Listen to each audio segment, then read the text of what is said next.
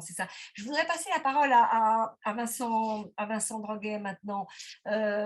Vincent, vous êtes avec nous? Je ne vous vois pas à Absolument, l'écran. si, si, Voilà. je suis avec Merci. vous. Donc, je vous présente très, très rapidement. Vous êtes sous-directeur des collections au service des musées de France du ministère français de la culture et vous êtes particulièrement impliqué en ce moment, évidemment, dans la préparation de la présidence française européenne. Vincent, merci de prendre la parole quelques minutes.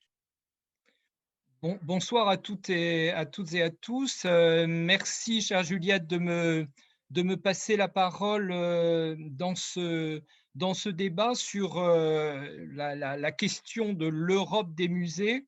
Alors, ma, ma présentation a fait une apparition. Voilà, elle revient. Donc, je voudrais revenir à la question initiale de ce débat. Existe-t-il une Europe des musées? Et puis revenir aussi également sur le propos liminaire très, très stimulant de Charles Personnaz tout à l'heure.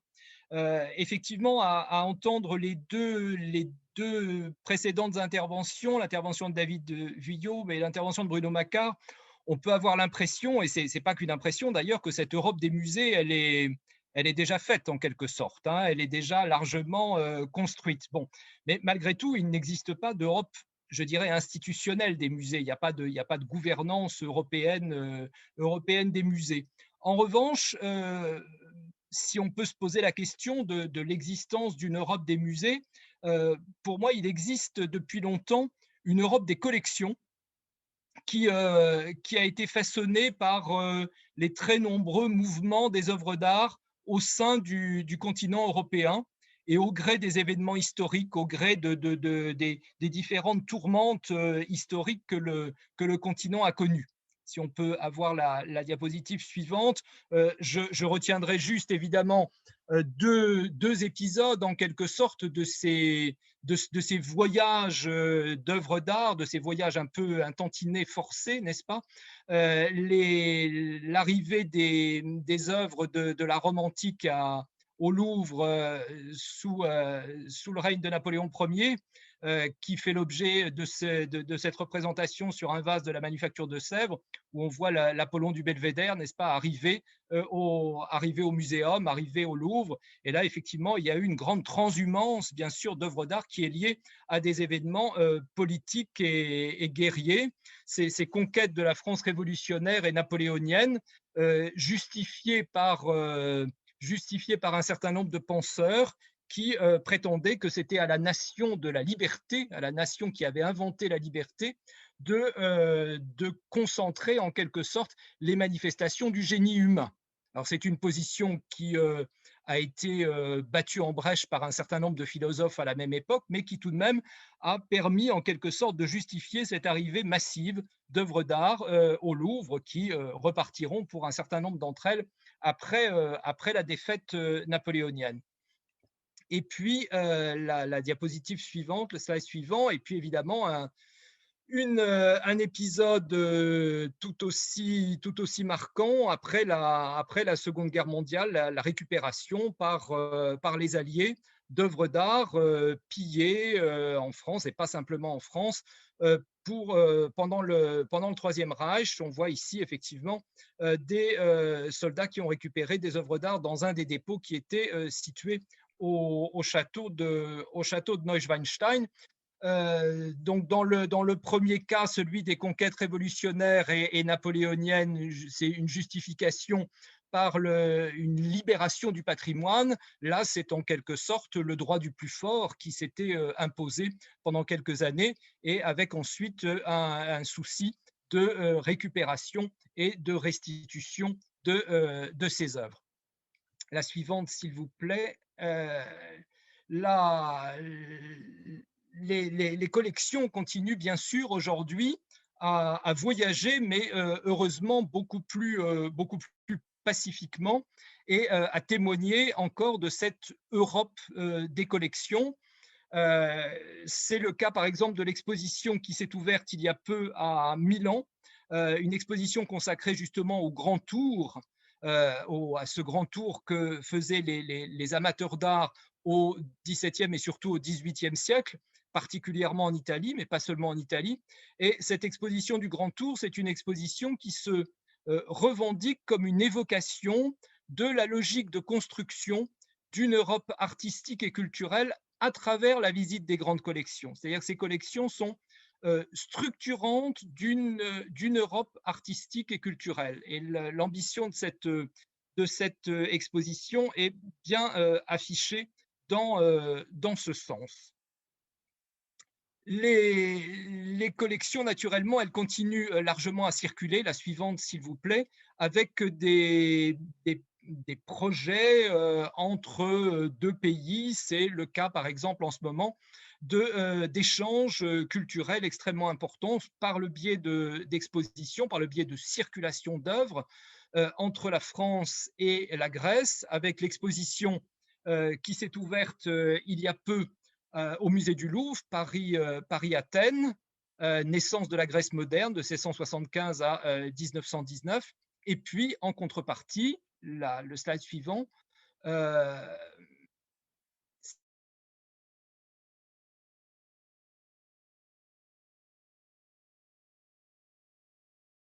Ah, si on peut voir le slide suivant, sur le, pardon, merci, avec les expositions retour en quelque sorte, l'exposition du Louvre à Delphes dans la lumière d'Apollon et l'exposition à la Pinacothèque nationale d'Athènes sur l'art du portrait dans les collections du Louvre.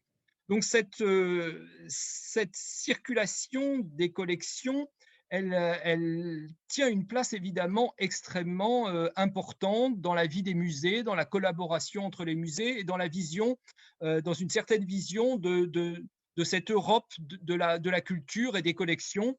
Les expositions toutes récentes posant évidemment une question environnementale qu'il ne faut pas se cacher, puisque le bilan carbone de ces expositions doit être lui aussi interrogé. La suivante, s'il vous plaît, mais au-delà, bien sûr, de la circulation des collections, ce sont aussi les institutions muséales qui s'organisent en réseau. Alors, il en a été question de manière très détaillée et très percutante à travers l'évocation de Nemo et d'Excite.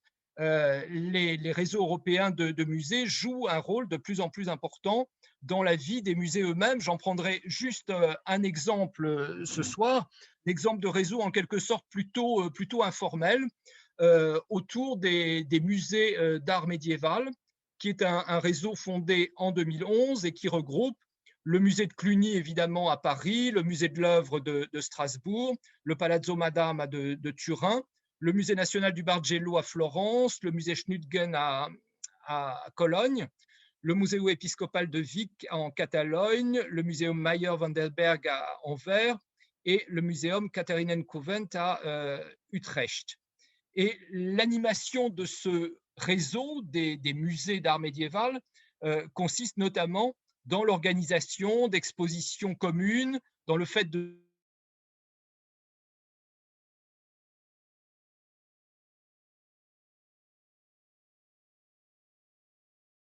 faciliter, peut-être n'aurait pas donc facilité des prêts exceptionnels entre les musées appartenant au réseau, et puis réfléchir ensemble à l'occasion de journées d'études sur des thématiques transverses et communes, comme ça a été le cas, par exemple, pour les ivoires.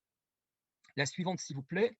Mais évidemment, une problématique commune des musées et qui devient une problématique très large, qui transcende évidemment par définition les frontières, c'est la problématique de la recherche de provenance des œuvres.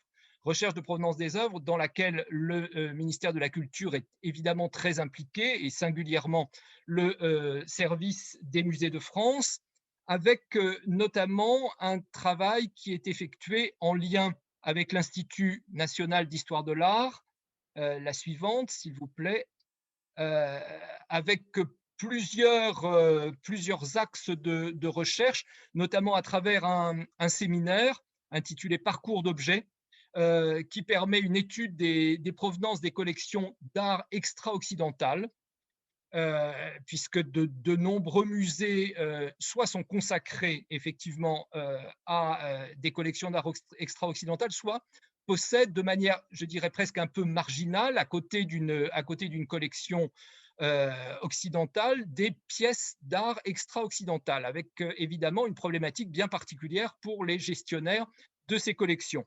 Donc ça, c'est un séminaire effectivement qui a pour objectif de faire état de travaux de recherche qui peuvent être aboutis ou en cours en France et en Europe et qui sont consacrés aux collections dites extra-occidentales conservées dans les musées publics ou dans les collections privées et qui peuvent être disséminées dans des musées d'art, mais aussi dans des musées d'ethnologie et dans des muséums d'histoire naturelle. C'est une réflexion commune, extrêmement stimulante, qui permet de faire avancer justement cette manière d'appréhender pour les professionnels de musée la question des collections d'art extra-occidentales dans leurs établissements.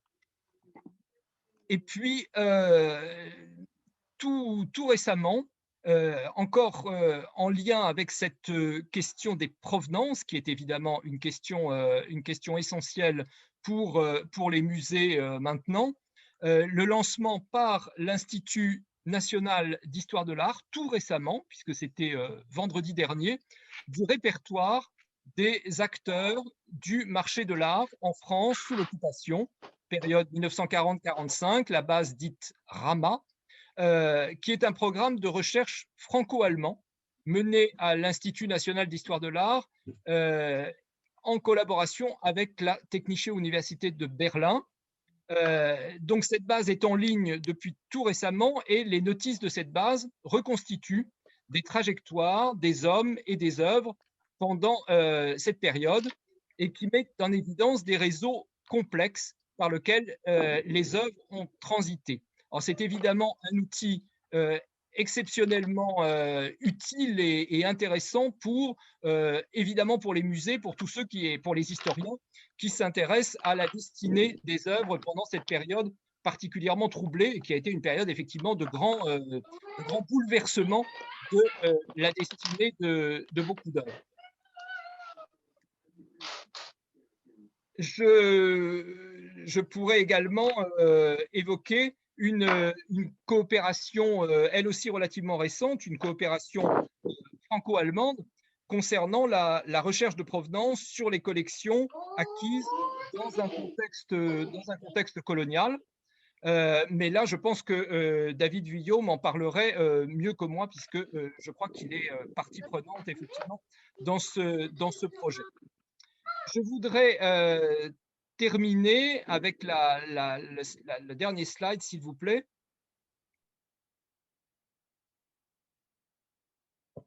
Merci. Avec effectivement, en évoquant au moins un événement qui va se dérouler dans le cadre de la présidence française de l'Union européenne, qui aura lieu dans le premier trimestre 2022. La PFUE, c'est évidemment un grand événement pour la France. Comme le président de la République l'a rappelé, ça n'a lieu qu'une fois tous les 13 ans. Et il y a la volonté de voir là un grand moment d'humanisme européen. Plusieurs événements culturels vont avoir lieu dans le cadre de cette présidence française de l'Union européenne de 2022, dont un colloque qui est organisé par la Direction générale des patrimoines et de l'architecture autour du thème « Les musées en Europe après la crise, quels défis pour l'avenir ?» La crise ayant évidemment marqué le pas, marqué un temps. On disait tout à l'heure, est-ce que le public va revenir autant dans les musées après cette crise qui n'est toujours pas terminée, malheureusement, et quel défi va-t-il falloir relever pour que les musées aillent toujours de l'avant après cette crise très impactante.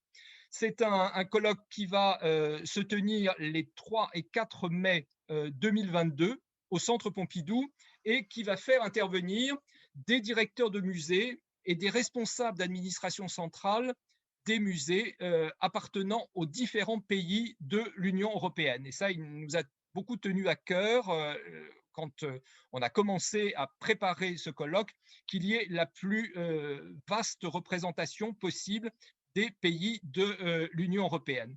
Je ne peux pas encore vous dévoiler totalement le détail de ce colloque, puisqu'il le sera plutôt par mes autorités de tutelle, mais je voulais seulement vous dire que seront abordés et discutés des thèmes comme évidemment les musées en Europe face à leur histoire, réfléchir sur le fondement même de l'idée de musée, de musée universel, si cette conception est remise en cause ou non justement par la crise que nous venons de connaître et que nous connaissons toujours, la question des valeurs européennes du musée qui rejoint totalement le débat que nous avons ce soir, bien entendu, et les modèles de coopération pour l'avenir qui sont là aussi au cœur de l'avenir des musées. Alors ça, ce sont quelques thèmes qui seront abordés. La question de la durabilité sera également au programme. Et comme vous le voyez, la thématique du rapport des musées à l'Europe sera totalement au cœur du propos de ce colloque. Voilà ce que je voulais vous dire ce soir, une intervention relativement brève, mais je dois dire que le sujet évidemment de la relation des musées à l'Europe me paraît un sujet particulièrement essentiel et il était donc très souhaitable que ce débat puisse se dérouler maintenant. Merci à vous, merci à l'ICOM de l'avoir placé à ce moment-là.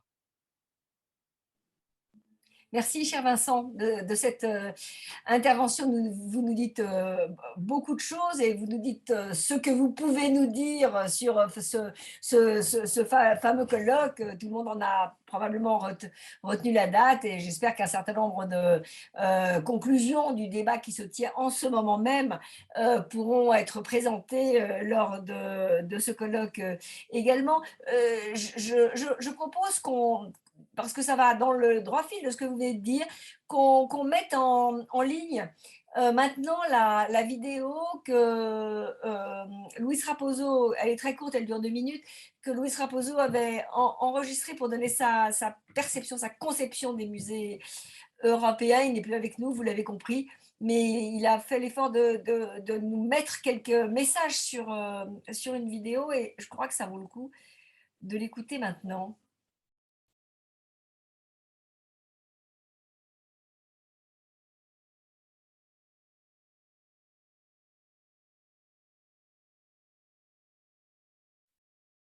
Je regrette vraiment beaucoup de ne pouvoir pas être avec vous jusqu'à la fin de votre session, mais en tout cas, je veux vous résumer mon pensée en ce qui concerne l'idée d'une Europe des musées.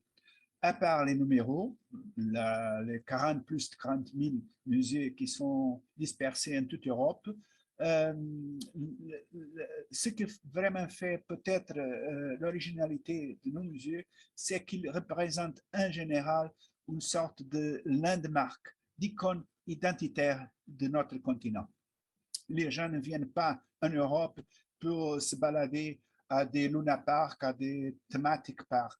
Ils viennent ou elles viennent pour visiter les musées et les monuments, comme j'ai démontré, je pense, dans ma présentation.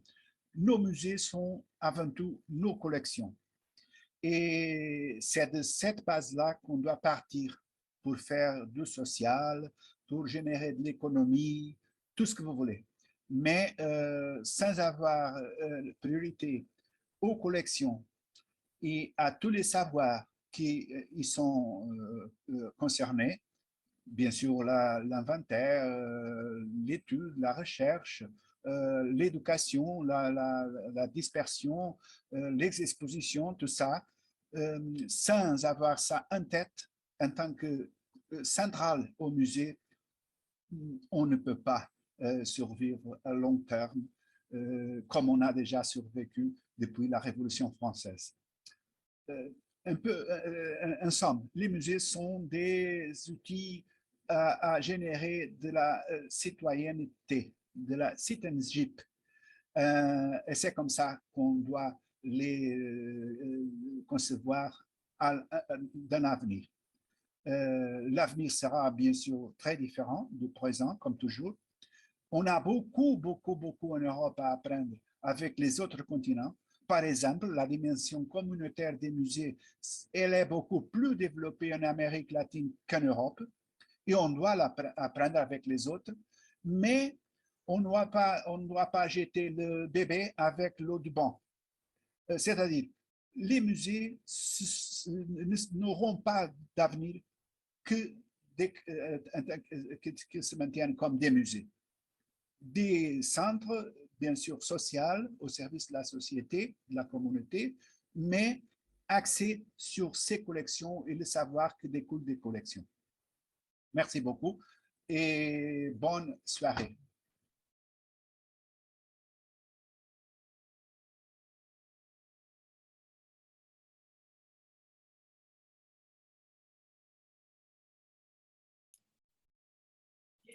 Oui, vous avez vu cette vidéo qui était vraiment très, très intéressante.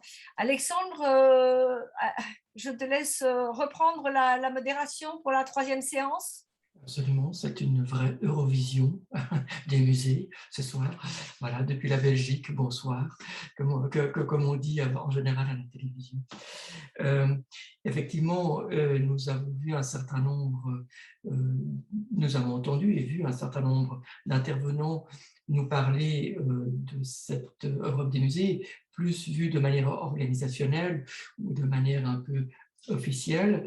Il est temps, je pense, de nous pencher maintenant sur ce que font effectivement les musées au niveau européen. Quel est leur travail, quels sont leurs réseaux, quels sont leurs programmes.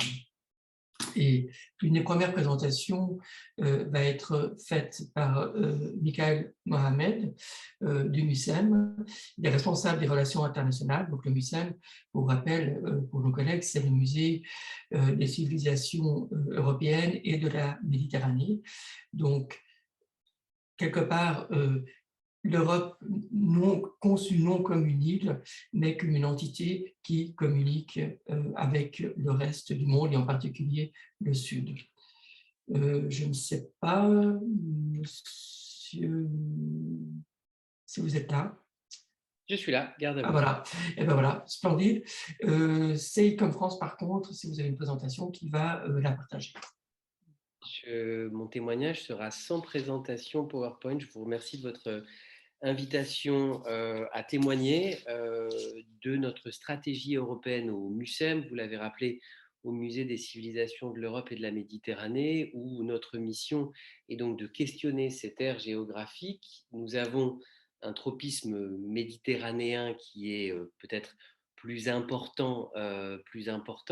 Toutefois, la relation à l'Europe est aussi singulière, puisque pour mémoire, le MUSEM a ouvert en 2013 à Marseille, au moment où la ville était capitale européenne de la culture. Donc, un des premiers leviers qui existent, je trouve, est celui des capitales européennes, qui est un moment important pour les villes dans la mise en valeur de leur équipement culturel et foncièrement des musées.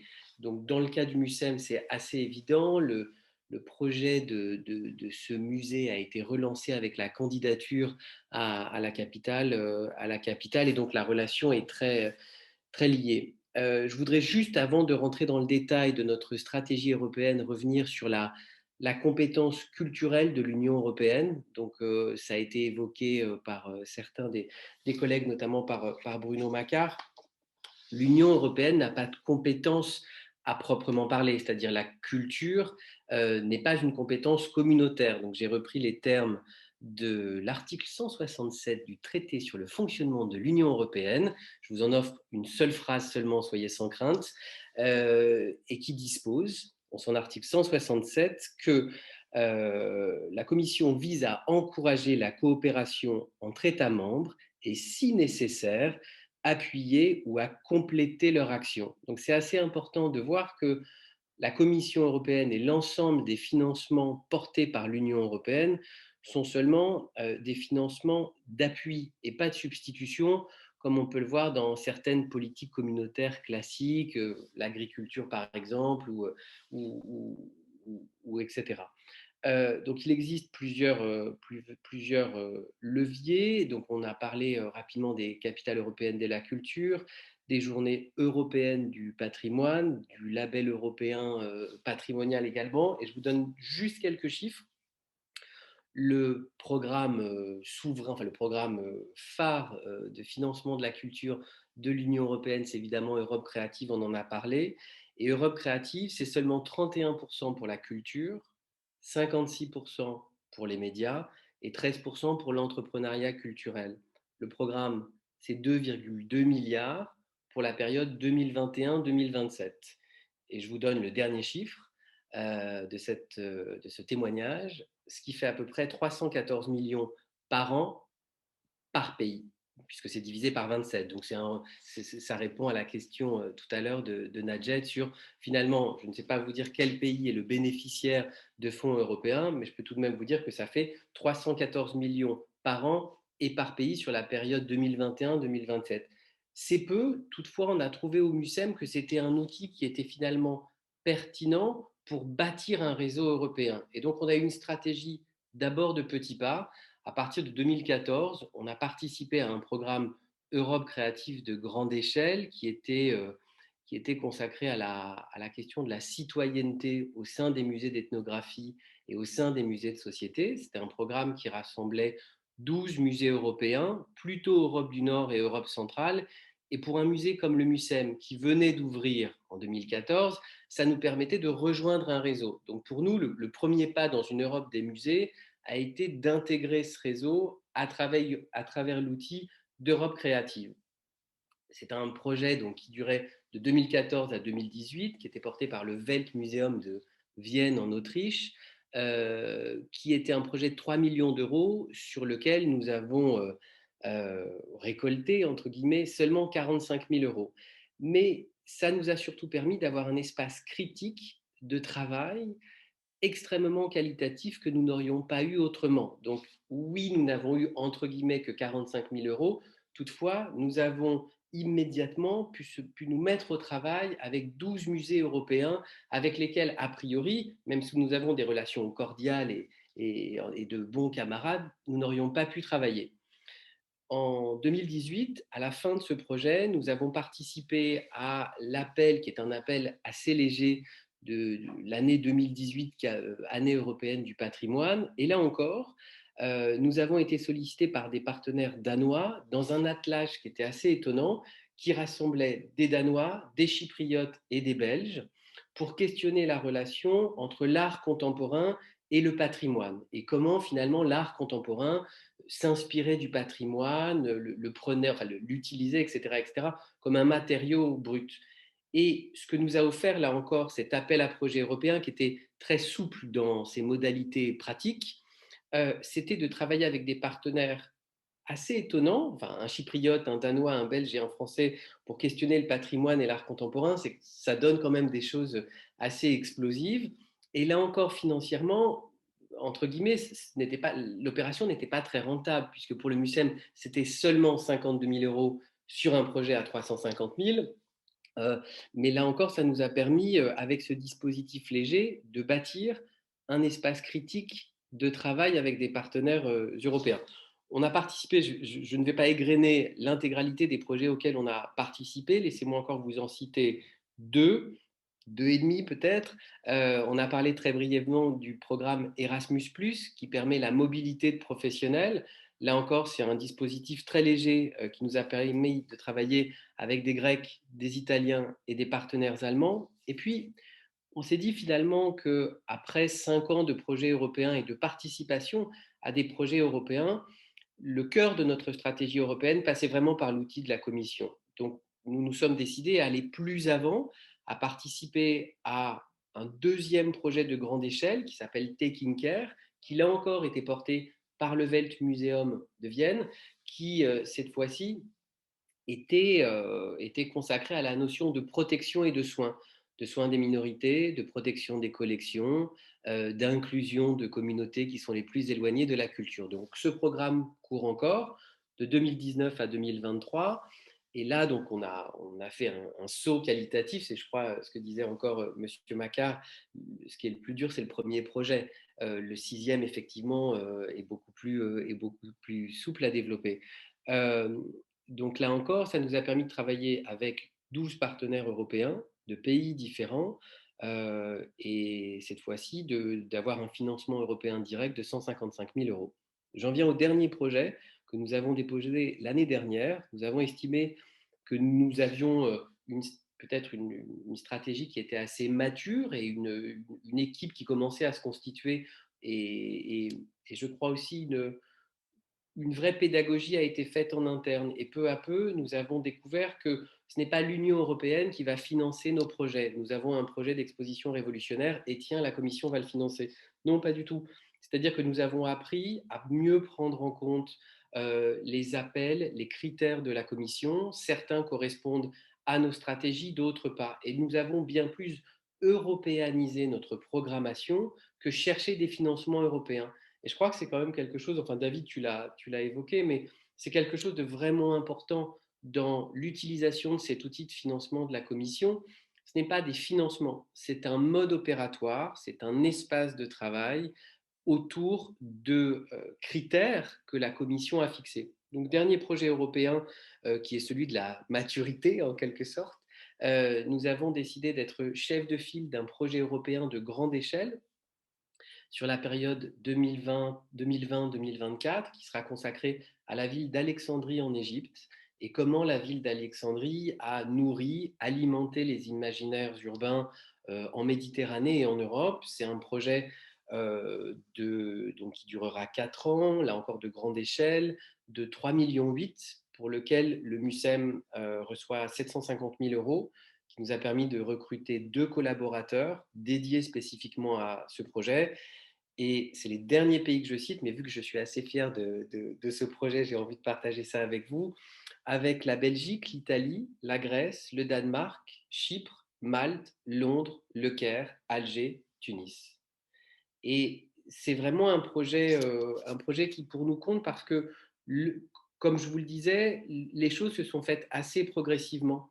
Et nous avons décidé de nous saisir de cet outil qu'offrait la Commission, puisque ça nous a permis en réalité de construire un espace de travail, c'est ce que je vous disais. Sur les 7 dernières années, donc le MUSEM a d'une certaine manière perçu 1,5 million, 1,6 million, pardon, mais en réalité, nous avons bâti un réseau de travail qui est désormais très fin. Pour conclure là-dessus, pour conclure sur ce témoignage, je ne sais pas si on peut parler d'une Europe des musées. Dans notre cas, je dirais plutôt qu'il y a des défis communs qui ont déjà été soulignés, ceux de la restitution, ceux de la décolonisation. Il y a aussi des modèles, celui de modèles financiers qui sont assez différents. On a vu avec la place de financement philanthropique, public, privé, et il y a des modèles en réalité différents au sein de l'Union géographique.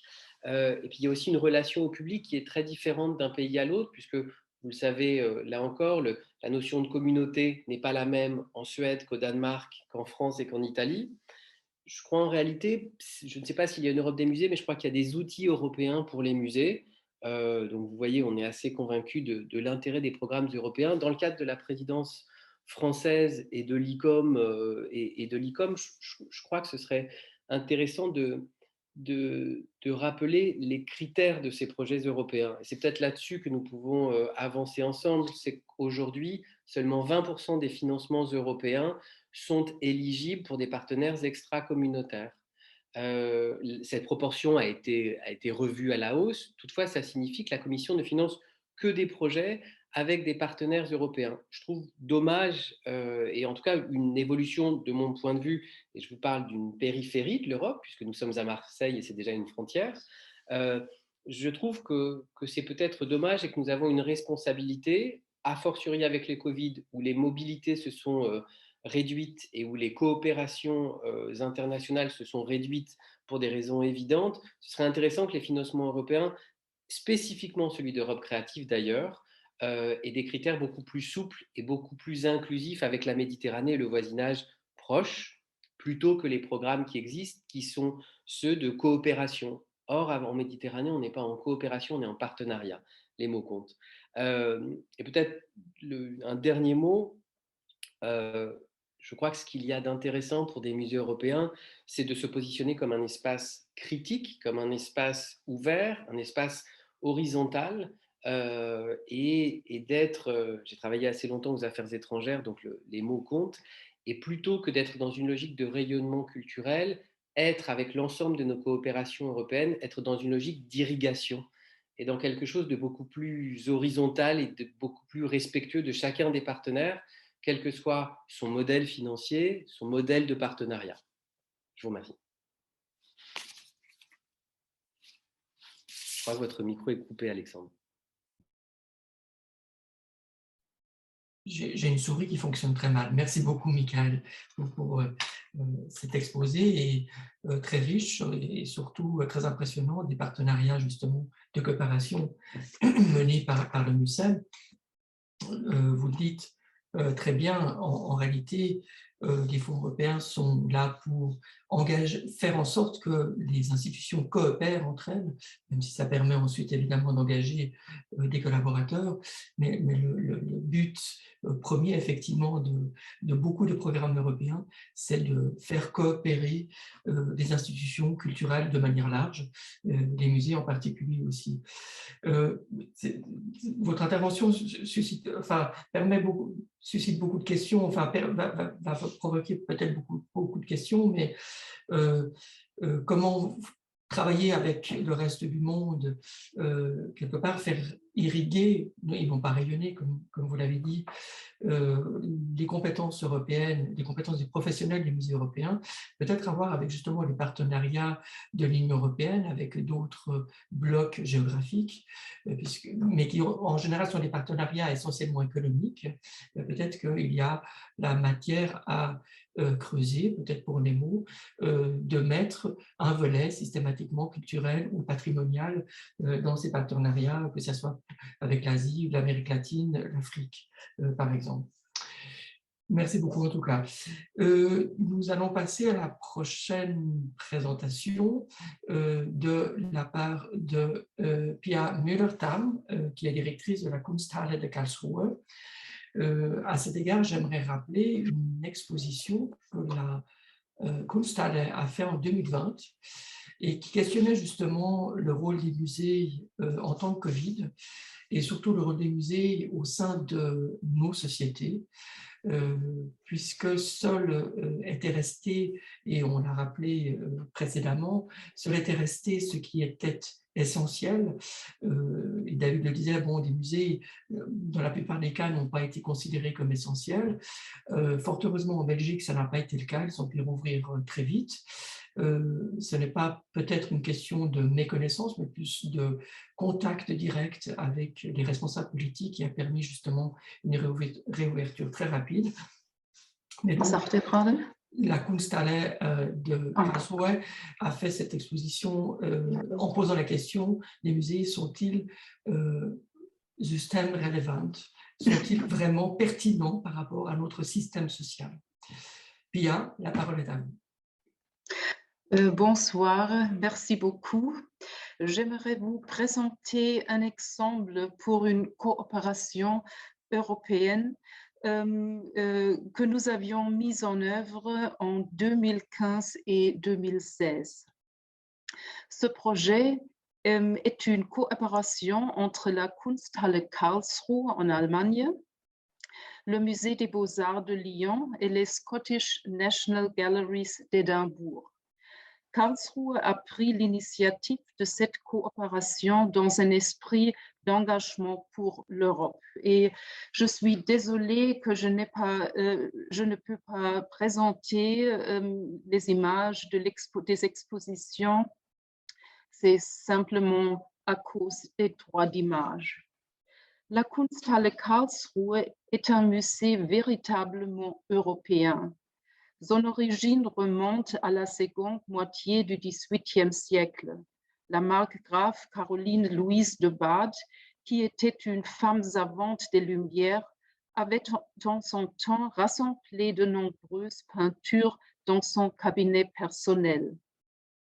C'est une collection d'autant plus remarquable que Karlsruhe n'était alors qu'une ville provinciale sans grande envergure. Grâce à un vaste réseau d'artistes, d'agents et de correspondants couvrant l'Europe entière, elle parvint à rassembler des œuvres de grande qualité. Sa collection est le socle sur lequel repose le musée, créé quelques-unes décennies plus tard. L'identité même de la Kunsthalle est profondément européenne et elle entendait bien le rester, y compris après la Seconde Guerre mondiale. Si de nombreux musées d'Allemagne de l'Ouest se sont intéressés aux artistes américains à ce moment-là, la Kunsthalle, elle a choisi de ne pas les intégrer dans ses collections. Sa perception de la scène artistique européenne était pourtant assez partielle. Aujourd'hui encore, l'essentiel des collections sont des œuvres d'artistes allemands, français et hollandais. Elles contiennent aussi des œuvres venues d'Italie ou d'Espagne et quelques-unes d'artistes anglais, autrichiens ou suisses. Les collections sont donc centrées sur l'Europe occidentale. Lorsque j'ai pris mes fonctions à Karlsruhe en 2009, j'ai volontairement commencé par une exposition consacrée à un artiste d'Europe de l'Est. L'intervention grand format de l'artiste polonais Miroslav Bałka dans les salles d'exposition permanentes devait marquer les esprits. C'est ensuite que l'idée de monter un projet de coopération avec les musées européens a germé. Je souhaitais élargir le champ d'action du musée à l'international. Notre choix a porté sur le Musée des Beaux-Arts de Lyon et les Scottish National Galleries d'Édimbourg. En effet, les trois partenaires du projet ont chacun une longue tradition et font partie des musées créés au XIXe siècle. Ce sont des institutions situées en dehors des capitales nationales respectives. Leur collection rassemble des œuvres à la fin du Moyen Âge jusqu'à nos jours. Les trois musées possèdent des œuvres majeures de l'histoire de l'art européen, ainsi que des œuvres moins connues d'artistes d'envergure régionale. Ces trois musées diffèrent cependant par leur expérience pratique des projets de coopération internationale. La Kunsthalle Karlsruhe se lançait pour la première fois dans l'aventure d'un projet européen. Les deux autres partenaires, par contre, avaient déjà une solide expérience des projets internationaux, y compris extra-européens.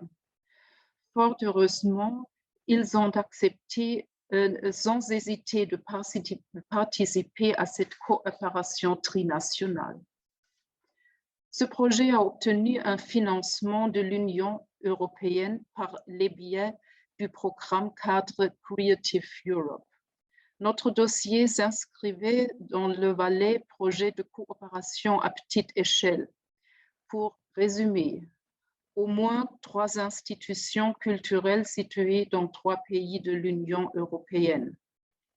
Une durée de 2 ans maximum, un financement de 200 000 € maximum pour l'ensemble du projet qui devait couvrir au plus que 50 de son budget total. Les objectifs du programme de l'Union européenne étaient les suivants. Assurer une coopération transfrontalière de plusieurs institutions, établir un dialogue entre les acteurs culturels concernés, assurer la participation d'une partie la plus large possible de la population afin de lui permettre l'accès au patrimoine culturel commun, s'adresser en particulier aux jeunes générations et développer des approches et des méthodes innovantes et créatives, y compris avec des applications numériques. Plus largement, l'objectif de la valeur ajoutée européenne devait être atteint à la fois en développant un processus d'intégration au sein des pays membres et en s'appuyant sur les citoyens européens pour combattre l'exclusion sociale. Seul un tiers des dossiers déposés ont obtenu le financement demandé. Les premières réunions de travail entre les directeurs et directrices et les conservateurs des 3 partenaires ont eu lieu en 2011. Ces réunions se sont ensuite étoffées en intégrant les collaborateurs des autres départements tels que la médiation, la communication, la régie des expositions et l'administration. Un groupe constitué de 7 conservateurs s'est attelé à la tâche de trouver un thème commun. Après de longues discussions, c'est finalement le thème de l'autoportrait qui a été choisi. Ce genre est étroitement lié à l'histoire de l'émancipation de l'artiste comme sujet. Il est aussi très bien représenté dans les collections des 3 musées. Le choix des œuvres couvre une palette artistique qui va des autoportraits intimes du dessinateur Palma Vecchio au début du XVIe siècle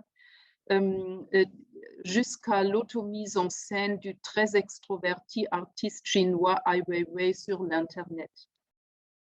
Entre les deux se déploie tout l'éventail de la manifestation du moi artistique. Près de 200 œuvres de plus de 100 artistes qui couvrent 6 siècles de production artistique dans toute la diversité des supports utilisés du début des temps modernes à nos jours.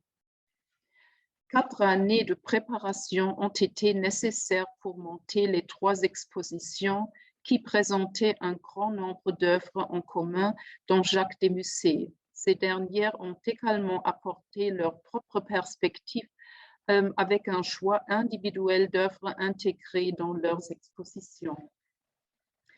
De fait, les présentations ainsi que le titre de l'exposition étaient différents d'un musée à l'autre.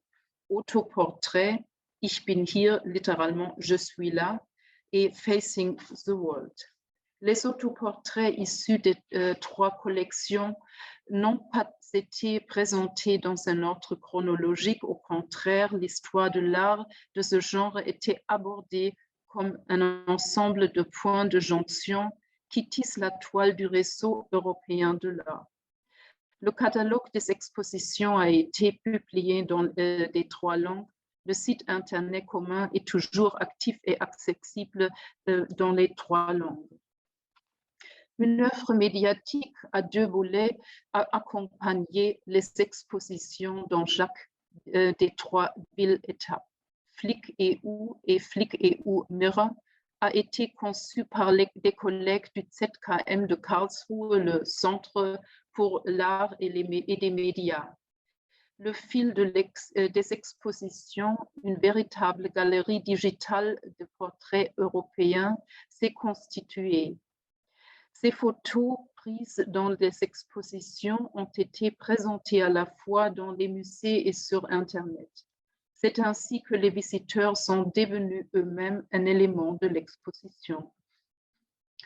En ce qui concerne la communication, chaque musée a développé sa propre stratégie selon son style habituel. Toute une série de manifestations sur place ou en ligne ont été organisées. Nous avions par exemple des tables rondes, des ateliers avec des étudiants des écoles des beaux-arts de Karlsruhe, Lyon et Édimbourg, des festivals de blogs et de tweets.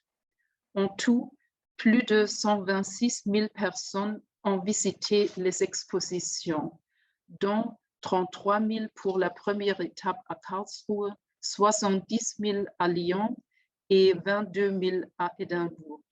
Nous avons constaté un rajeunissement de nos publics. Les échos dans les presses ont été très positifs. Il est aussi important de souligner ici la qualité des échanges fructueux entre collègues et conservateurs participant au projet. Au regard de notre expérience commune, j'aimerais encore soulever une question. Est-il nécessaire que les musées s'engagent avec encore plus de force et de conviction en faveur de l'Europe? Est-ce véritablement une cause valable en ce temps où une pensée critique est plus que jamais nécessaire? Je pense en particulier à la remise d'une question de l'eurocentrisme ambiant. Pourtant, nous sommes convaincus que l'Europe des collections et des compétences reste et restera plus profitable. Ce sont les échanges qui ont conduit à l'Europe des cultures. Dans ces phases productives, l'histoire européenne a toujours été une histoire de relations. Ces relations se sont certes étendues aussi au monde extra-européen, mais elles ont toujours été plus fortes dans une dynamique interne en relation directe avec les voisins européens. Les coopérations peuvent servir de rempart contre les tentatives de régression vers un morcellement européen. L'Union européenne a d'ailleurs largement augmenté les moyens à la disposition du programme Creative Europe en place actuellement. Avec cette hausse de 63%, ce sont en tout 2,5 milliards d'euros qui sont ainsi dédiés à des projets de coopération transnationaux en Europe. Merci beaucoup. Merci beaucoup, Pia, pour cette intervention et le panorama des collaborations européennes de la Kunsthalle de Karlsruhe. Je crois qu'il y a quand même des éléments très essentiels que vous avez rappelés. Les réseaux d'artistes, les réseaux de correspondance, les réseaux culturels ne sont pas nouveaux, ils durent depuis des siècles, très certainement depuis en tout cas la fondation des réseaux de monastères en Europe avec les échanges de scribes dans les mineurs, la circulation des œuvres d'art, la circulation ensuite des artistes.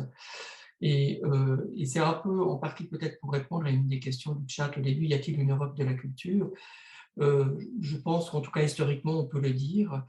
Je crois aussi que le musée, la maison de l'histoire européenne, dont il y a beaucoup de collaborateurs qui sont actifs sur le chat et dont évidemment la question de Constance Itzel concernant la question de la diversité, enfin de l'inclusivité dans les musées européens pour avoir cette sorte d'aspect, enfin d'identité européenne. Si effectivement il n'y a pas une Europe des musées, l'Europe en tout cas un musée, c'est la maison de l'histoire européenne. Mais oui, je pense que cet élément de circulation des idées, circulation des œuvres d'art que vous avez rappelé, Pia, est essentiel et probablement que l'Europe des musées se construit sur cette Europe de la culture, comme l'a rappelé en fait Michael. Le début des programmes européens du MUSEM a été engagé lors de l'année, lorsque Marseille est devenue capitale ou co-capitale de la culture européenne. Nous allons passer au dernier exemple de cette partie avec Pierre Chetard, qui est responsable des expositions du Château-Musée d'Histoire de Nantes en France. Et nous allons voir quel type de collaboration européenne le Château-Musée d'Histoire de Nantes a réalisé. Bonjour à tous et puis merci de votre accueil. Déjà, peut-être une petite précision pour dire qui nous sommes. Nous sommes un musée d'histoire logé dans un très beau château médiéval à l'extrémité occidentale de l'Europe, donc une autre frontière également. Et ce soir, je vous propose en fait un petit retour en arrière sur notre programmation dans la relation que nous avions construite sur 3 exemples précis d'exposition de civilisation avec des musées européens en 2016, 2018 et 2019. On aimerait aussi parler de toutes les connexions qu'on a avec d'autres grands musées dans le monde, mais on se circonscrit ce soir à des propositions européennes et c'est très bien. Le premier exemple suivant, donc les 3 exemples. Ah, la carte ne passe pas. C'est amusant. Alors, vous allez vous reconstituer les frontières de l'Europe avec votre esprit, puisque les 3, je vous jure que sur le PowerPoint, ça passait. Mais donc, ces 3 collaborations sont celles que je vais vous présenter avec le musée byzantin d'Athènes, avec le musée d'histoire nationale de Suède à Stockholm, et puis avec enfin le musée d'ethnographie de Genève que vous connaissez tous. Et donc, c'est donc dans l'Europe à comprendre dans une dimension large, puisque la Suisse, évidemment, est comprise dans nos exemples. On peut passer à la suivante, ce sera peut-être plus visible. Il n'y a toujours pas la carte, mais c'est pas grave. Donc, notre approche, justement, ça, c'est quelque chose qui ne vous manquerait pas de retenir, c'est que les présentations précédentes nous font presque ressentir fortement le fait que nous ne sommes pas encore assez connectés à des fonds européens. C'est intéressant pour l'avenir de faire l'enseignement sur les démarches que nous devons faire, sans doute. Puisque le seul exemple qui soit manifestement inscrit dans une relation avec les fonds européens, c'est l'exemple par lequel je commence, hein, avec une expédition qui est liée à un fait européen très important, hein, qui était le moment de la grande catastrophe connue par la population grecque en Asie mineure et leur fuite vers l'Europe. Une expédition qui s'appelait Icône Trésor de réfugiés. Et c'est une collaboration que nous avons menée notamment en s'inscrivant dans un réseau qui, lui, était financé par des fonds européens. C'est un réseau qui s'appelle Icon Network, qui a été imaginé par sa fondatrice, qui s'appelle Kyriaki Tsesmaloglou, qui est la présidente d'Icon Network. C'est un réseau déjà un peu ancien, qui s'inscrit donc dans la durée, puisqu'il existe toujours et est très actif. Et il a été soutenu dès 2009 par la Commission européenne. Et parmi les différents points musées qui sont très fortement représentés dans ce réseau, il y a bien sûr les lieux de référence de l'icône en Europe. Il y a le centre de Valano en Finlande et d'abord et surtout le musée byzantin d'Athènes qui, dans le projet qui nous intéresse, mettait à disposition une part conséquente de sa collection d'icônes. Un fonds qu'il appelle Refugees Heirloom, le patrimoine des réfugiés. Et ce fonds était mis en valeur dans le projet d'expédition, dans une démarche qui complétait une expédition qui avait déjà été faite par le musée byzantin en 2009 et qui s'est continuée, puisque l'expo en 2016 à Nantes s'intéressait finalement c'est un volet français, européen de l'Ouest et français, puisque ça s'inscrivait dans la fuite de ces réfugiés en Grèce continentale d'abord, puis ensuite à Marseille, chez notre collègue du MUSEM, puisque certaines des pièces qui étaient à rapprocher de cette collection eh bien, ont fini évidemment en France, en passant par Marseille, puisque c'était le point d'arrivée de cette population. Donc, on peut passer à la suivante. Et donc, dans le cadre de l'activité autour de cette exposition, on a bénéficié d'une collaboration très poussée, puisque le réseau était déjà bien installé à travers la collaboration entre Co-Network et le musée byzantin d'Athènes. Et on a pu bénéficier ainsi d'un environnement, entre guillemets, d'accueil très propice à la mise en place de l'exposition, puisque une bonne partie, par exemple, des opérations de soclage qui ont présidé à la mise en œuvre de l'exposition à Nantes se sont faites directement à Athènes grâce aux facilités de relations entre les personnels. Et ça, c'est un point fort du travail en réseau dans tous les projets, y compris ceux dont je vais parler ensuite, eh bien, qui s'est trouvé ainsi facilité. On peut passer à la suivante. Et dans tous les points, avec des habitudes de travail qui sont un petit peu différentes suivant les pays, hein, avec des habitudes notamment de représentation de convoiement un peu spéciales. Ça peut être intéressant je fais une incise à propos des relations de travail qui naissent dans ces phases de préparation puis de mise en œuvre des expéditions.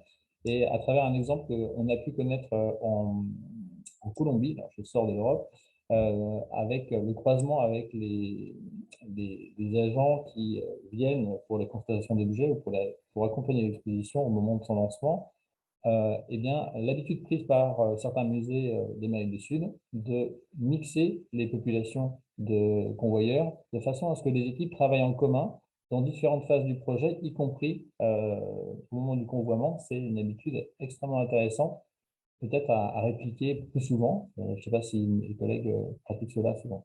On peut passer à la suivante, s'il vous plaît. Voilà, donc, je vous ai montré quelques vues de cette exposition qui donc pour mémoire, donc, retrace cette trajectoire des réfugiés avec leurs icônes, le seul bien qu'ils étaient en mesure d'emporter avec eux. Donc, il y a aussi une question d'actualité, évidemment, face à la crise des migrants que l'Europe connaissait exactement au moment de 2015-2016, en une phase très intense, et c'est naturellement pas tari depuis, avec une scénographie signée de Nathalie Crinière. Je vous passe la suivante, s'il vous plaît. Voilà. Petit exemple intéressant aussi autour de cette collaboration, c'est dans la trajectoire que des accompagnements de l'exposition ont pu, la façon dont ça a pu se constituer d'un lieu à l'autre, en utilisant, faisant se résonner finalement des réseaux des différents musées, de notre propre réseau, le musée partenaire en Grèce, puisque une œuvre d'art présentée dans le cadre de l'exposition nantaise, Phlegis, de l'artiste grec Kalliopi Lemos, qui représente justement la trajectoire de bateaux emportant ces migrants, eh bien, se sont trouvés finalement présentés l'année suivante à la Cité nationale de l'histoire de l'immigration à l'occasion de l'exposition Lieux saints partagés. Voilà, avec ce premier exemple. Deuxième exemple, allez-y, très bien. Deuxième exemple complètement différent dans le mode de production qui montre le caractère très polymorphe des modes de coopération qu'utilise le musée pour la mise en œuvre de ces projets, en passant, en utilisant finalement une relation médiée à travers une structure qui a déjà produit l'exposition avec l'appui du musée partenaire, du Musée national de Suède à Stockholm, et le musée de Nantes s'est trouvé en situation finalement d'adapter simplement à la marge le propos de l'exposition, son accueil et sa disposition. Et cette petite référence aux entreprises finalement qui agissent pour la mise en œuvre de projets constitués itinérants en Europe et dans le monde, c'est intéressant de ne pas les négliger, parce que c'est une forme de réseau en soi. On travaille avec plusieurs d'entre eux. Hein. Je peux citer par exemple Nomade. On ne dit pas, fait pas de publicité, hein, c'est juste des vocations professionnelles de ces structures. Nomade Exhibition, qui est basée à Édimbourg. Museum Partner à Innsbruck, avec lequel l'exposition Viking a été mise en œuvre. On peut aussi penser à Contemporanea Progetti, qui est à Florence. Et toutes ces structures, finalement, font, par les contacts qu'on établit avec elles, office aussi de constitution de réseau. Donc, c'est aussi important de fonctionner avec elles en Europe et au-delà. Donc, voilà, j'ai mis quelques informations sur la façon dont l'exposition s'est structurée à Nantes. On voit que c'est beaucoup d'éléments qui se résument en quelque sorte à de la mise en œuvre pratique de l'exposition. Malgré tout, on a pu travailler avec nos collègues suédois sur la mise en œuvre d'un catalogue spécifique et bien entendu également d'adaptation pour la programmation annexe de l'exposition. On peut penser par exemple à un centre dédié à l'archéologie près de Nantes, qui s'appelle le Chronographe, et qui faisait un écho à une intention présente dans l'équipe du musée et de la ville au sens large pour la venue de cette grande exposition viking. Les Vikings étaient déjà venus à Nantes en 853, et donc il s'agissait de ne pas l'oublier, bien sûr, et de faire ce clin d'œil, entre guillemets, entre l'histoire d'un projet qui peut être d'abord perçu comme un blockbuster, mais qui a aussi du sens. Et c'est la nature des projets qu'accueille le musée, c'est d'essayer de faire sens avec des éléments de sa propre histoire. On l'a vu avec la proposition sur l'exposition Icône, c'était déjà le cas, puisqu'il y avait une trajectoire finalement depuis la Grèce vers la France. Ici, les Vikings n'étaient pas non plus inconnus à Nantes. Ils sont en plus restés pendant presque un siècle, et donc il y a vraiment quelque chose qui se constitue autour d'une histoire commune. On va passer à la suivante pour montrer quelques photos de l'exposition, de l'arrivée des pièces, de professionnalisme des équipes des deux musées qui travaillent ensemble sous la houlette de Museum Partner. Et puis, on a également donc les lieux d'exposition. Je passe à la troisième occurrence que je voulais citer, toujours pas de carte, hein. Donc c'est toujours dans la connaissance aiguë des frontières européennes que serait ma proposition de commentaires sur des expositions du musée. Là, il s'agit d'une exposition qui est plus récente, puisque c'est une proposition qui a été créée par le MEG à Genève.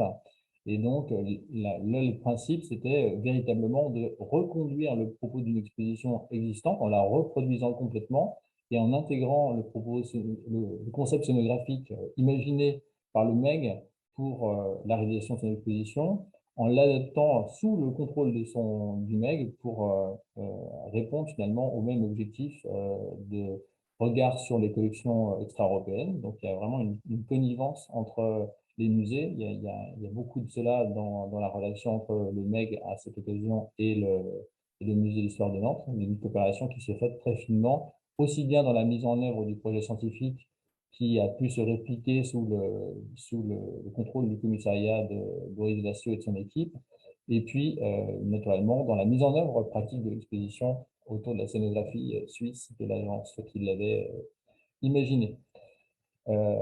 Alors, un point de détail dont on a parlé un petit peu et qui est pourtant quelque chose qui est tout à fait dans les choses qui comptent vraiment beaucoup pour le musée et de plus en plus comme pour tous, c'est l'aspect développement durable qu'on essaie de maintenir dans des expositions qui sont difficiles à maintenir dans une exigence élevée de développement durable, dans la mesure, bien sûr, où on a des déplacements, on a la mise en œuvre de matériaux très complexes à réutiliser, on a cette donnée. Alors là, on a un vrai questionnement autour de l'utilisation durable de matériaux classés au feu qui ont fait un long voyage pour se retrouver d'une expo à l'autre. Donc, c'est une question que je pose. Est-ce que le fait de faire venir par bateau des tissus en très grand nombre pour ne pas avoir à les produire à nouveau est un geste de développement durable ou pas du tout? Parce qu'il faut quand même les transporter. Donc, ce genre de questionnement, il existe aussi dans les expos qui voyagent. Voilà, donc je vais m'arrêter là. Je vais vous dire aussi que donc on a des projets qui sont tournés vers l'Europe, puisqu'on a des projets avec un musée romain l'année prochaine, le musée Giuseppe Tucci. Donc on continue l'aventure européenne. C'est quelque chose qui est tout à fait naturel. Donc on répond oui à la question que vous n'avez pas posée, même sans carte. Voilà, je vous remercie. Merci beaucoup, Pierre. On aura tous refait un peu les contours de l'Europe géographique pour savoir où se situe. Finalement, c'est un bon exercice intellectuel.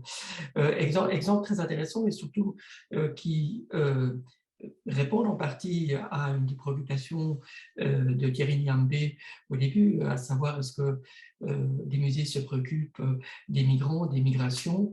Ben, la réponse est en partie oui, à la fois comme objet au travers des deux expositions que vous nous avez présentées, mais également comme sujet, et là ça n'a pas encore été mentionné, mais peut-être que David Vuillot, s'il est toujours là, peut en parler.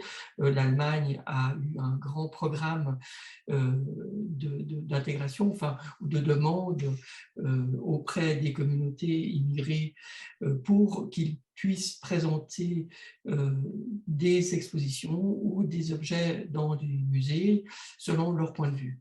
Et donc, là, oui, il y a quand même une politique relativement active à cet égard. Et ça répond aussi à une des questions de Constance Itzel de la Maison d'Histoire européenne concernant la diversité des équipes, qui évidemment chez eux est prégnante, enfin est essentielle, puisque c'est une émanation du Parlement européen et donc de tous les pays européens qui sont obligés d'avoir cette diversité. Autre question que vous avez posée en dernier, à savoir qu'est-ce qui est durable dans une exposition. Et là, je trouve que si Constance Witzel est toujours là, ce serait intéressant qu'elle puisse intervenir dans le débat ou présenter, parce que leur prochaine exposition sera justement sur les déchets. Et ils ont travaillé justement sur pas la matière grise, l'énergie grise en réalité de chaque élément d'une exposition. Est-ce que ça vaut la peine de récupérer pour transformer, récupérer et transporter, ou au contraire de faire refaire sur place? Et quel est effectivement le bilan réel, énergétique, carbone de ces objets? Ça va peut-être un autre débat, mais c'est vrai que ça fait partie des préoccupations de beaucoup de musées européens déjà relevées entre la durabilité, la mixité sociale, la mixité culturelle et la décolonisation, entre autres, et qui fait partie justement de ce regard sur nous-mêmes et sur les autres. Voilà, nous allons passer à la prochaine partie. Je crois que Juliette, c'est toi qui reprends la main pour les deux dernières interventions. Oui, merci à Alexandre, merci de ces présentations très intéressantes et de tes commentaires. Il nous reste 2 intervenants, on est très en retard. Je passe tout de suite la parole à Audrey Doyen qui va nous parler des formations, des comparaisons des formations professionnelles des musées en Europe. Ensuite, on a une vidéo de Pauline Chassin, c'est une vidéo. Et attendez la conclusion de Christian Autain qui est toujours extrêmement intéressant. Elle arrive un peu tard, mais je laisse la place à Audrey. Bonjour, bonjour à tous, bonsoir plutôt. Donc on me dit dans l'oreillette qu'il ne nous reste pas beaucoup de temps, donc je vais faire un peu plus rapidement peut-être que prévu. Donc vous m'entendez, c'est bon ? Donc en fait, j'ai le mandat de vous parler des compétences. Je sais pas, je suis pas sûre qu'on m'entende.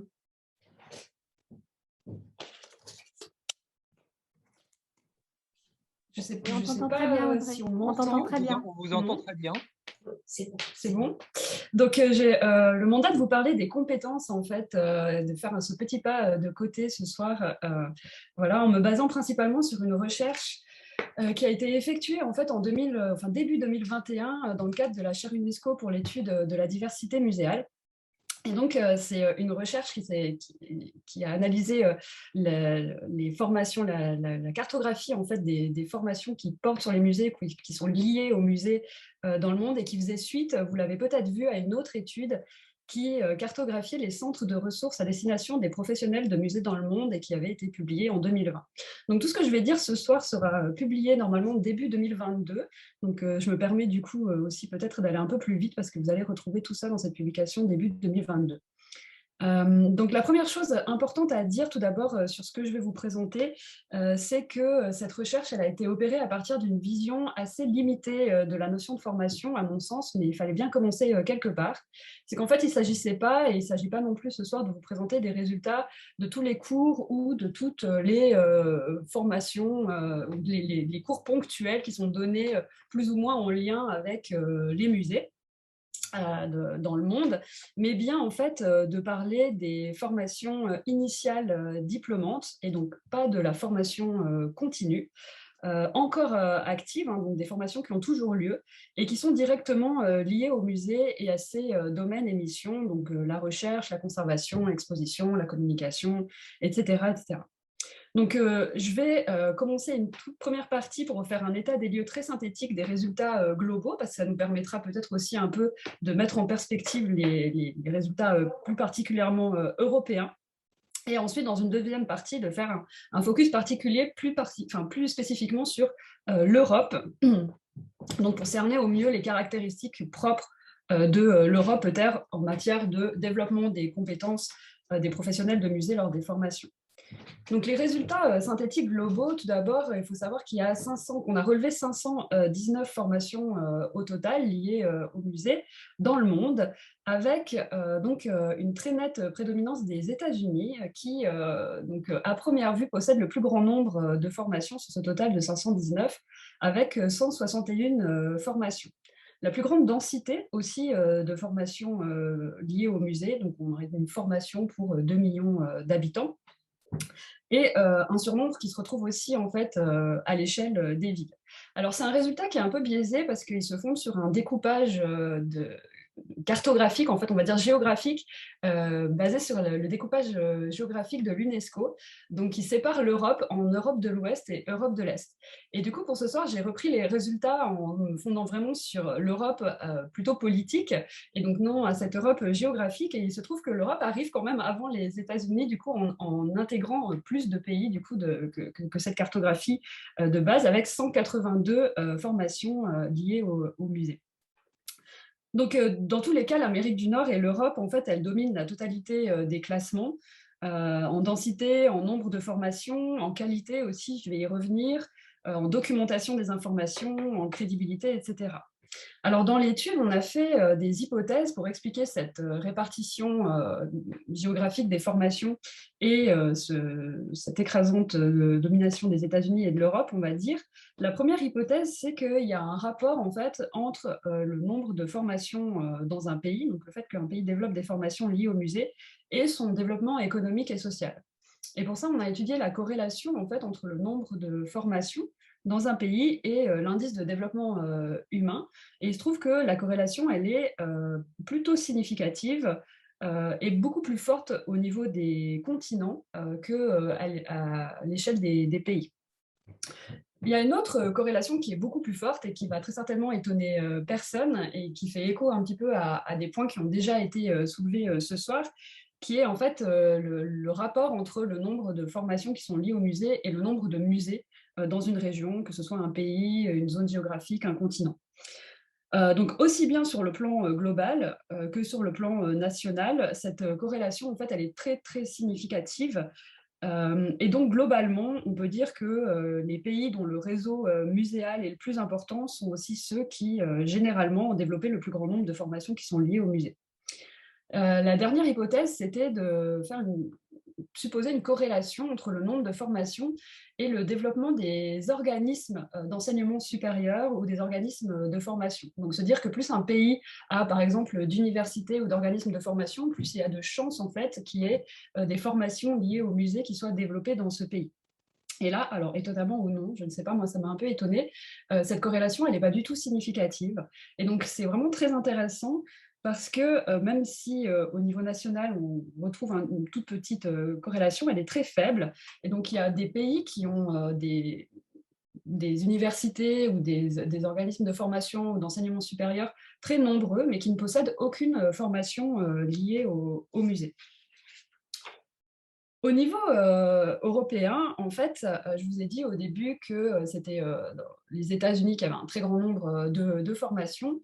Donc l'Europe a aussi un très grand nombre de formations, mais elle a surtout, en fait, selon les résultats de cette enquête, la moyenne en fait, de qualité des formations la plus élevée. Donc en fait, pour nuancer la répartition géographique dans cette recherche, on a calculé un indice de qualité des formations qui est basé sur plusieurs critères. Donc la structure de la formation, le nombre d'heures qui sont dispensées dans la formation, l'ancienneté de la formation, l'équipe pédagogique, donc la taille de l'équipe pédagogique et la spécialisation dans les domaines, le lien avec les musées, etc. Les partenariats aussi qui sont développés au sein de la formation et les ressources qui sont produites au sein de la formation, donc des publications ou des ressources à destination des étudiants ou des professionnels de musée. Et donc, ces différents points étaient établis pour chaque critère et amenés en fait, au calcul d'un indice de qualité pour chaque formation. Et donc là, on peut dire qu'une des caractéristiques importantes de l'Europe, c'est vraiment d'avoir loin devant d'autres régions du monde cet indice le plus élevé, donc des formations au nombre d'heures élevées, avec des équipes pédagogiques très fournies, de nombreux partenariats, même si je vais y revenir, c'est un des éléments les plus faibles dans le cadre des formations en Europe, et de nombreuses publications et ressources à destination aussi bien des étudiants que des publics plus larges. Ces premiers résultats en fait, et ce premier état des lieux, en fait, il me permet de souligner, comme j'ai déjà dit tout à l'heure par rapport aux corrélations, que pour moi, c'est important de dire que de manière générale, même si les formations, elles se déploient majoritairement dans des universités, hein, au niveau mondial, les formations qui sont liées au musée, elles se déploient majoritairement dans des universités. En fait, c'est ni la qualité des universités, ni le nombre d'universités d'un pays qui fait la présence de formations qui sont liées au musée, mais c'est bien la densité en fait, du réseau muséal d'un pays ou d'une région. Et donc ça, c'est un point qui est vraiment très important. Donc, alors qu'on peut retrouver des universités prestigieuses en fait, dans certains pays et très bien classées, par exemple selon des classements tels que le classement de Shanghai, en fait, on ne trouve pas forcément des formations muséales de qualité. En termes de caractéristiques, pour finir aussi rapidement, en fait, on a les niveaux de formation. Donc, un point intéressant, c'est que la majorité des formations liées au musée, elles sont dans le monde plutôt des formations de second cycle, donc de niveau master ou équivalent.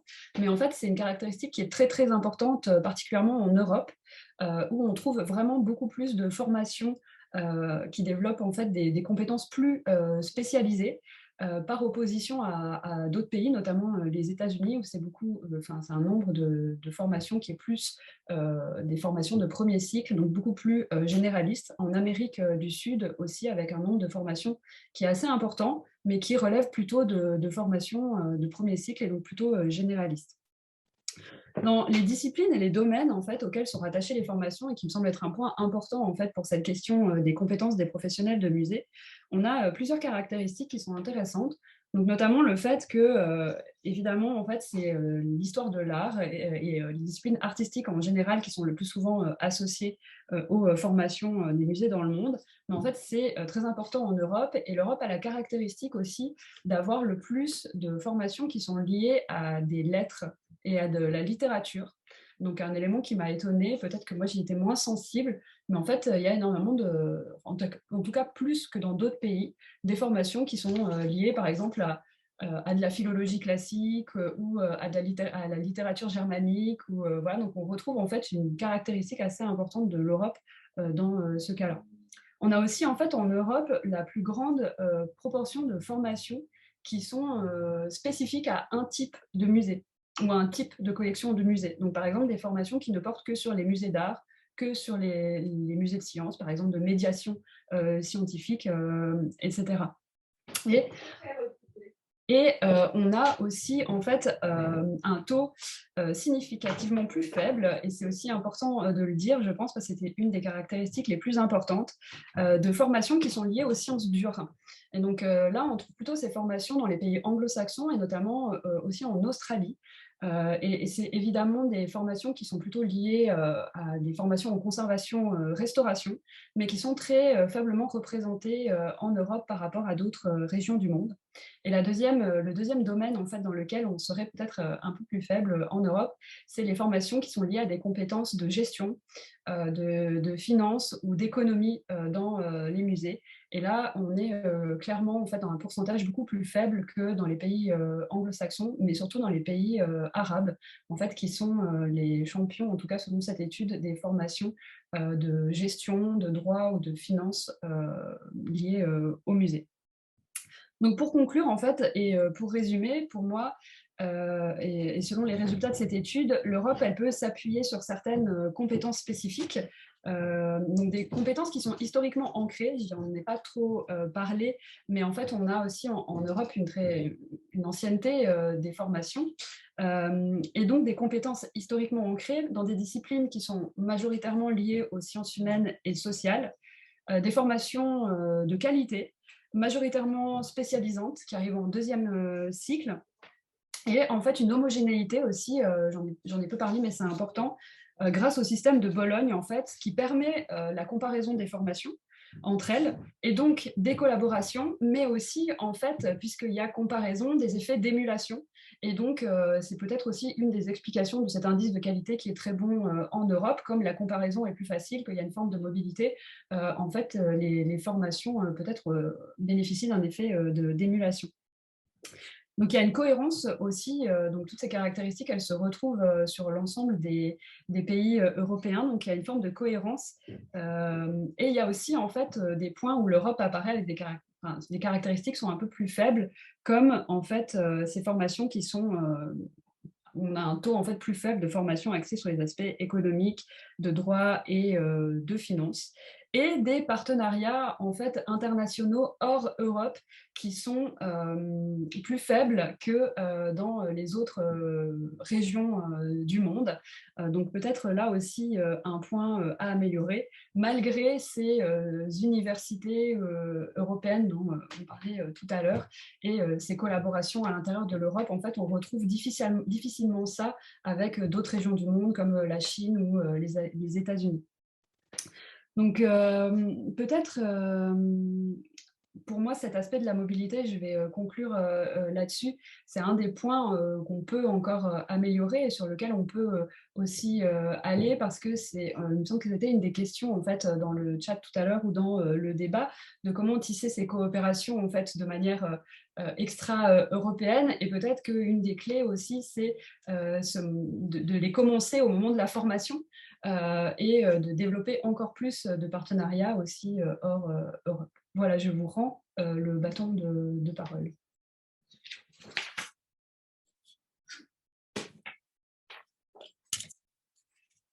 Merci Audrey. Très précis, très précieux. Bravo de cette communication. Il nous reste... Qu'est-ce qui se passe? Vous m'entendez là? Oui.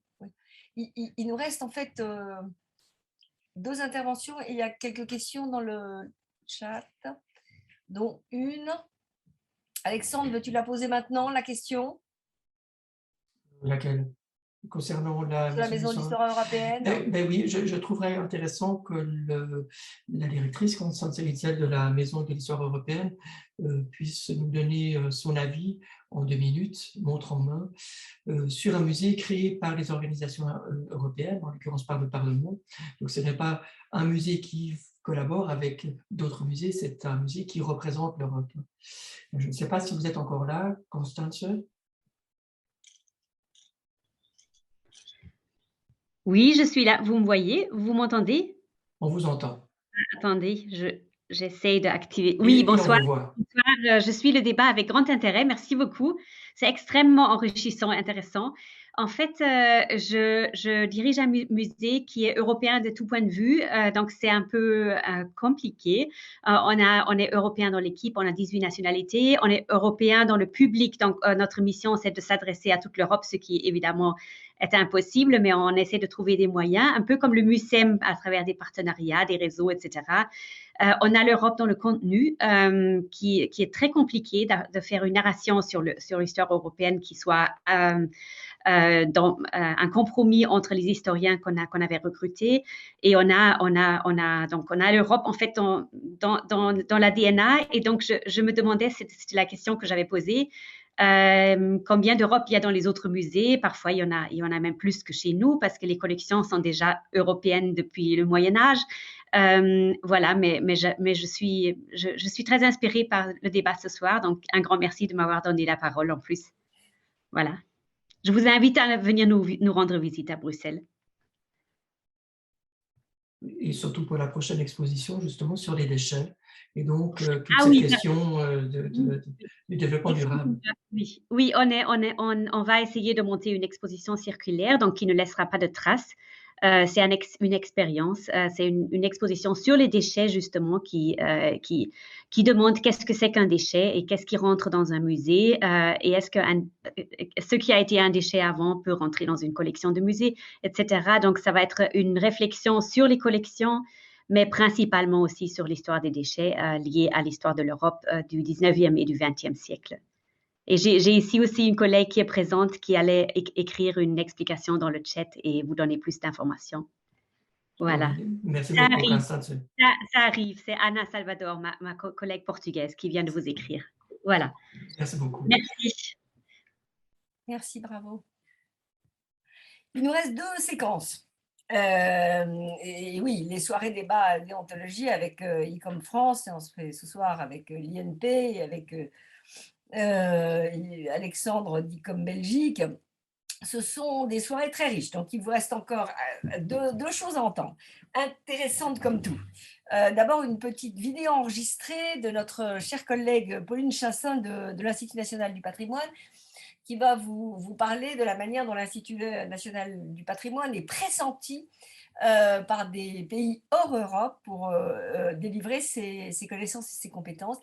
Et ensuite, on aura la conclusion de Christian Hutin, et je vous recommande de rester jusqu'à sa conclusion parce que les conclusions de Christian sont toujours extrêmement stimulantes. On envoie tout de suite, si vous êtes d'accord, la vidéo. Alors, tout d'abord, merci, chère Juliette, de m'avoir proposé d'intervenir ce soir. Nous avons besoin de personnes comme toi. Nous avons besoin qui, comme France, qui, comme Europe, abordent ces questions, ces discussions d'importance avec conviction et honnêteté intellectuelle, de manière constructive et non isolée, bien sûr dans la dynamique d'ICOM internationale. À cet égard, je salue les 4 années de soirées débat déontologie en partenariat que nous avions lancées en 2017 alors que j'étais trésorière à tes côtés pour ICOM France et nouvellement en poste à l'Institut national du patrimoine. J'ose croire qu'elles apportent de plus en plus leur pierre aux réflexions avec l'idée de l'ouverture, du débat et de plus en plus d'inclusivité grâce au multilinguisme.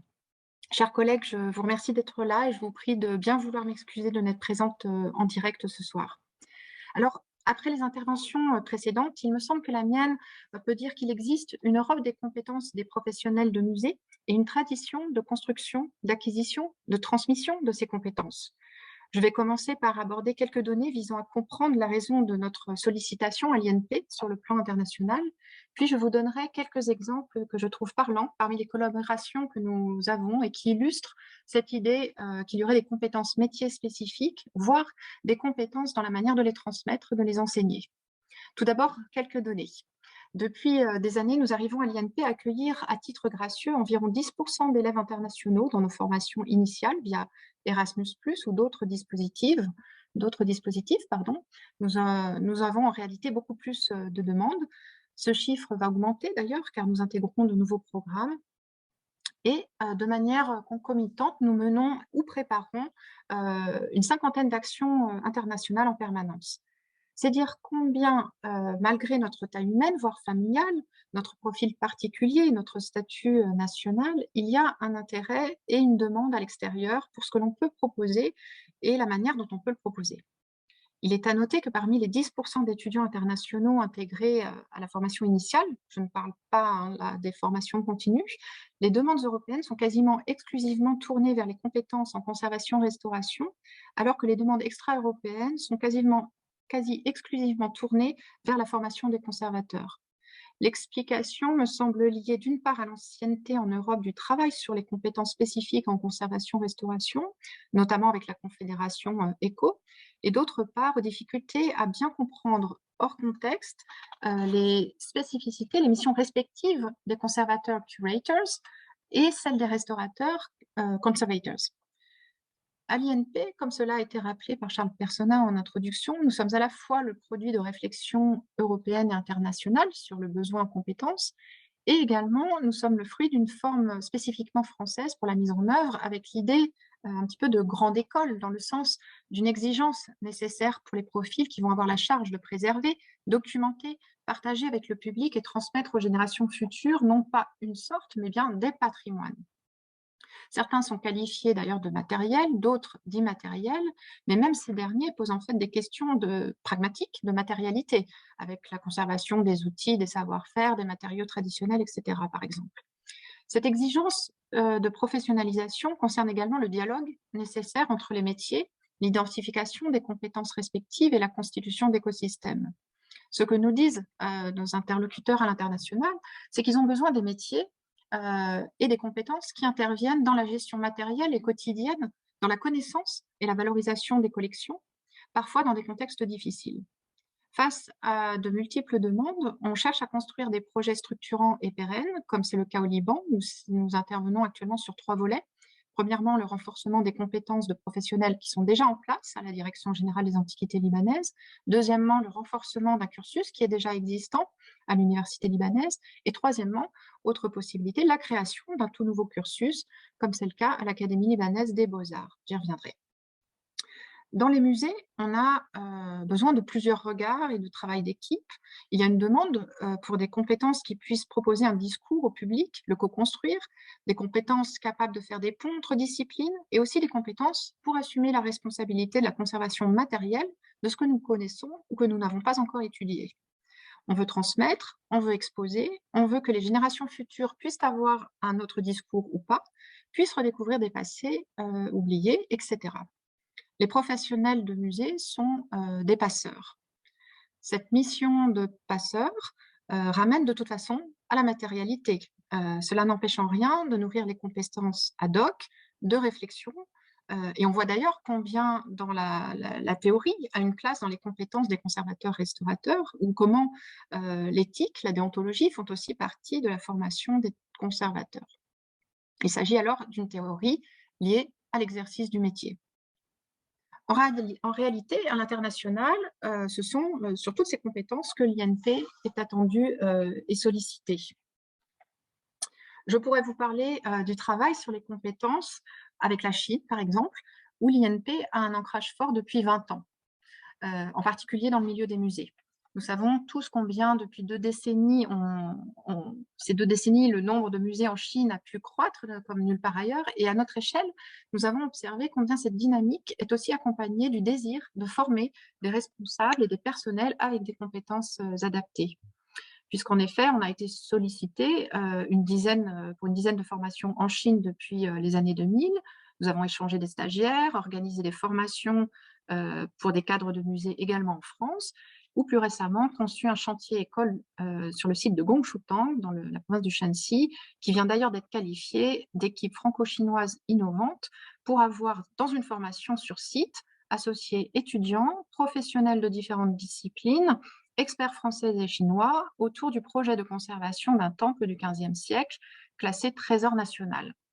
Je signale ce dernier point en ce qu'il montre l'importance des compétences pour gérer tout type de patrimoine, quelle que soit sa valeur, mais bien sûr également quand on approche la réalité d'un bien patrimonial unique.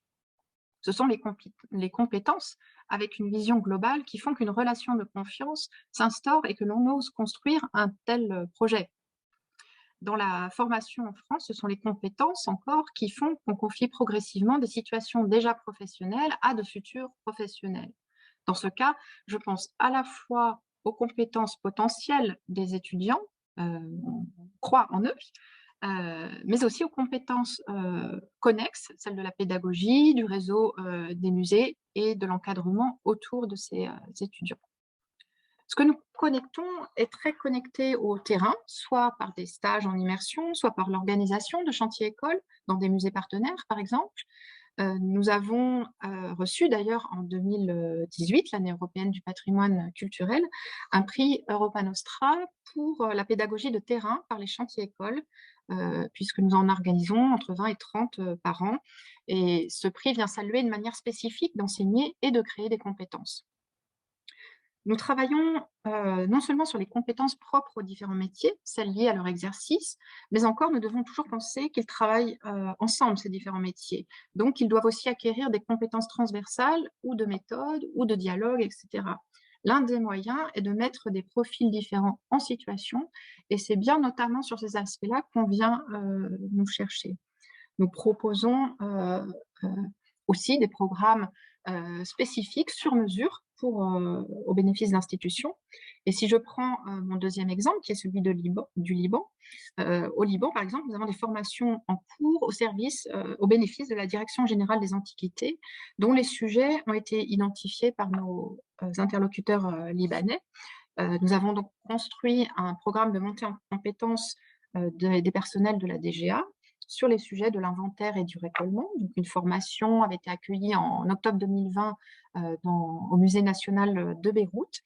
Une formation a également eu lieu sur les bases de données, l'exposition, un chantier école dans des réserves sur site archéologique.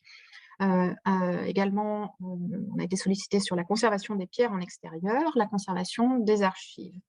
Donc, malgré la pandémie et la situation que connaît le Liban, je peux vous dire qu'on a, grâce à la volonté de chacune et chacun de part et d'autre, nous avons déjà pu monter 6 formations, dont 5 ont pu l'être sur le terrain depuis octobre 2020. Malgré la crise au Liban, il y a le souhait de monter en compétence sur ces sujets. La mise en œuvre a bien sûr dû s'ajuster grâce au relais d'anciennes élèves basés sur place au Liban, ou en travaillant étroitement avec l'ambassade de France, en travaillant étroitement avec l'Institut français du Proche-Orient, qui est implanté à Beyrouth. Je dirais même que nos collègues, un autre volet, c'est celui de l'Académie libanaise des beaux-arts, et nos collègues de cette université ont même l'audace d'espérer la mise en place d'un nouveau cursus, un master de conservation-restauration, que nous construisons avec eux, Et donc, en septembre 2021, nous avons pu inaugurer la première année de licence, malgré les difficultés. Et nous savons toute la difficulté dans ce contexte d'oser croire à un tel cursus, mais d'oser y croire et accueillir des étudiants dans ce contexte dit justement quelque chose de la conscience que ces compétences ont bien un sens. Un autre exemple au Liban illustre le sens donné aux compétences, c'est notre collaboration avec le musée archéologique de l'Université américaine de Beyrouth suite à l'explosion du 4 août 2020. Au moment de l'explosion, l'une des vitrines de ce musée a été détruite avec les verres anciens qu'elle contenait, environ 70. Suite aux échanges avec Nadine Panayot, la directrice de ce musée, nous avons réussi dès début septembre 2020 à envoyer une restauratrice diplômée, Claire Cuyobert, pour une première mission. Elle a été attendue pour redresser la vitrine et, afin de profiter de son expertise et pour qu'elle puisse évaluer l'état des fragments au moment du dégagement. Puis elle a travaillé avec les équipes du musée sur certains aspects. Les fragments ont pu être triés et conditionnés. Et une seconde mission, plusieurs mois plus tard, c'était de début mai à fin juillet, a pu se tenir, organisée par l'INP et impliquant également Cécile Rodier, une élève du département des conservateurs-restaurateurs, qui a permis de remonter en tout déjà 12 objets et de poursuivre le travail de sensibilisation auprès des équipes pour qu'elles puissent contribuer au maximum à certaines étapes de ce travail. Le projet se poursuit d'ailleurs et implique maintenant une belle collaboration également avec le British Museum. Certains de ces projets en cours sont financés par la France, d'autres par l'Alliance internationale pour la protection du patrimoine dans les zones de conflit, l'ALIF. En Chine, une fondation nous a également, entre guillemets, passé commande. Donc les échanges internationaux sont multiples et variés. Ils nous apportent, ils nous obligent à reconsidérer nos modèles. Ils attirent aussi, enfin, on attire, pardon, nous, semble-t-il, grâce à notre historique, et ces modèles aussi qui impliquent un certain nombre de compétences dans la transmission elle-même, qui se sont définies en partie par l'expérience, qui est l'expérience de terrain. Voilà. Je vous remercie de votre attention. Voilà, voilà. Vous voyez, cette vidéo valait vraiment la peine d'être écoutée. Christian, c'est à vous. Si vous n'êtes pas trop fatigué pour faire votre conclusion, Christian, on vous écoute avec vraiment attention et intérêt. Bonjour Juliette, vous m'entendez? Très bien, je ne vous vois pas. Voilà. Non, ma batterie est un petit peu faible, alors j'ai préféré laisser… J'espère qu'elle ne va pas nous lâcher. Voilà. Non, je vais essayer d'être bref. Merci, chère Juliette, merci Alexandre aussi, merci pour cette très belle table ronde, cette fois-ci encore. Et c'est un plaisir de voir que malgré l'heure tardive, nous sommes encore plus de 50 à participer à cette soirée. Je vais m'efforcer d'être assez bref. Le thème de ce soir était probablement un thème plus consensuel et peut-être mieux balisé finalement que certains autres de nos soirées ICOM précédentes. Il est vrai que la question de l'Europe des musées, de l'existence d'une Europe des musées peut paraître faire consensus, ne serait-ce qu'en raison de ce qui a été dit tout d'abord par rapport à l'histoire de ces musées. La naissance des musées en Europe, leur ancrage dans la République des lettres, dans les échanges entre savants, la place qu'ils ont tenue dans l'Europe des Lumières, tout cela a été dit. Pia Muller-Tam a évoqué cette question, Charles Persona en a parlé aussi en Europe. Mais cette histoire des musées en Europe n'est pas qu'une histoire de coopération ou d'échange entre esprits savants. On sait que c'est aussi une histoire faite de tensions, faite de prédation. Vincent Droguet a montré le beau vase de la manufacture de Sèvres représentant l'arrivée des chefs-d'œuvre italiens à Paris à l'époque de l'Empire, et ce droit que le peuple inventeur de la liberté s'arrogeait de concentrer les chefs-d'œuvre de l'humanité. En référence donc aux spoliations napoléoniennes étudiées par Bénédicte Savoie, mais de la concurrence, il y en a également eu par la suite entre les pays européens en situation de conquête d'empires coloniaux, et les musées, les grands musées européens ont eu leur part finalement dans ces concurrences impériales de la fin du 19e siècle et du début du 20e siècle. Prédation encore et concurrence avec les spoliations survenues pendant la Seconde Guerre mondiale, qui ont été évoquées à plusieurs reprises. Mais dans le monde porté par le multilatéralisme d'après 1945, c'est une période finalement plutôt de coopération entre les institutions muséales qui s'est ouverte, une coopération qui se joue, on le voit, à de multiples échelles. Et dans un deuxième point, donc après cette petite historique, j'essaierai à partir des communications qui ont été données ce soir, d'en décrypter en quelque sorte les différents niveaux et d'en retirer progressivement les différentes strates. Il y a tout d'abord, puisque c'est l'Europe qui nous intéresse, la question de la stratégie de l'Union européenne. Cela a été rappelé, l'Europe n'a pas de compétences exclusives et propres en matière de culture, mais elle a une politique incitative, notamment grâce au projet Europe Créative, Creative Europe, qui apparaissent comme des leviers extrêmement solides pour pouvoir bâtir des coopérations entre États et entre institutions.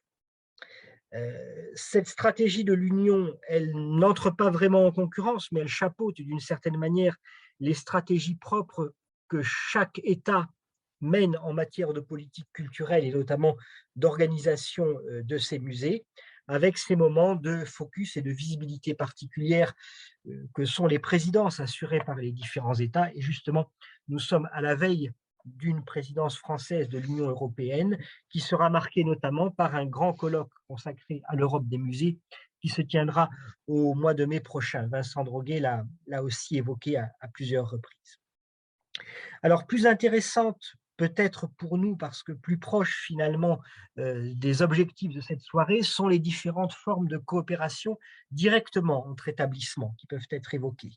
La nature même de la soirée d'aujourd'hui, cette soirée organisée par ICOM France, s'inscrit justement dans cette stratégie de coopération entre professionnels qui passent par-dessus ou à côté des États pour parler de ce qui nous est cher, des préoccupations professionnelles qui nous sont propres et des projets que nous pouvons monter ensemble. En l'occurrence, dans le monde des musées en Europe, on peut dire qu'il n'y a pas pénurie, mais peut-être pléthore même de coopération entre musées par le biais d'organisations, puisque a été évoqué le réseau Nemo par David Villaume. On a également eu une belle présentation de Bruno Macquart sur le réseau Excite. On aurait pu évoquer aussi d'autres réseaux de musées européens fédérés autour de telle ou telle thématique. Puis maintenant, si on s'intéresse vraiment à la stratégie des différents établissements, je renvoie aux 3 beaux exemples qui ont été donnés, qui font travailler le niveau européen, le niveau de la Commission, le niveau de ces programmes de recherche et de coopération européens tels que Europe Créative, et qui les mettent en musique au service de projets qui sont propres aux établissements. L'intervention de Michael Mohamed a bien montré comment un musée tel que le Mucem, qui avait certes un mandat indiscutable en matière de politique européenne, puisque l'Europe fait partie de son intitulé, a su utiliser progressivement les projets européens et l'effet de levier qu'ils permettent en termes de coopération pour constituer un réseau et pour s'imposer comme un partenaire incontournable sur la scène européenne des musées avec un tropisme méditerranéen fort à partir d'un mandat pour lequel finalement tout restait à écrire. L'intervention de Pia Muller-Tam a montré aussi comment, autour d'un objectif précis, plusieurs musées qui n'avaient par le passé pas travaillé ensemble et qui avaient des expériences et des pratiques muséales différentes ont pu être amenés à faire œuvre commune avec le musée des Beaux-Arts de Lyon et la National Gallery of Scotland. Enfin, Pierre Chottard, dans son intervention, a apporté des éléments particulièrement intéressants à mon sens, tels que les points de comparaison informels ou de coopération qui peuvent naître à partir de la confrontation des professionnels dans le cadre de relations de travail, à l'occasion de montages d'expositions. Comment peuvent être envisagées les différentes manières de convoyer, les différentes manières de socler, les différentes manières aussi de traiter la régie des œuvres. Voilà. Évidemment, ce que je vous présente là peut finalement paraître un petit peu irénique parce qu'il faudrait descendre à un niveau plus fin encore d'études des coopérations entre les établissements pour voir ce qui se joue derrière les réseaux bien organisé, ce qui se joue également derrière les coopérations entre institutions, entrer finalement dans les stratégies, l'analyse des stratégies propres à chaque établissement à travers sa politique d'exposition, sa politique de prêt, les partenariats privilégiés qui peuvent être noués, les alliances ou au contraire les refus parfois de prêter à tel ou tel partenaire ou à tel ou tel pays pour lequel on estime que les standards en matière de conservation sont moins importants, moins qualitativement intéressants. Et puis c'est aussi la stratégie de concurrence qui continue à exister et qui même à mon avis se développe entre les différents musées et peut-être plus particulièrement entre les musées les plus importants, les plus visibles, ceux qui bénéficient des marques les plus prestigieuses à l'international, qui mènent des politiques finalement extrêmement autonomes, sous l'égide des États, mais avec une forte marge d'interprétation personnelle, à la manière d'entreprises multinationales. Alors en conclusion, on pourrait essayer de ramener la question de l'Europe des musées à un certain nombre de cultures communes et peut-être aussi à un certain nombre de défis. Les points de cette culture commune, à mon sens, ils ont assez bien été évoqués et dressés par Pia Maria Tam et également par Luis Raposo dans la courte intervention qu'il a donnée. Un attachement aux collections, le souci de contribuer à travers les musées à une œuvre scientifique, à la constitution d'une œuvre scientifique, mais aussi à la diffusion de cette œuvre scientifique au sein de la société, une vision du musée en quelque sorte articulée fortement sur les collections et sur la connaissance de celles-ci au service de la diffusion.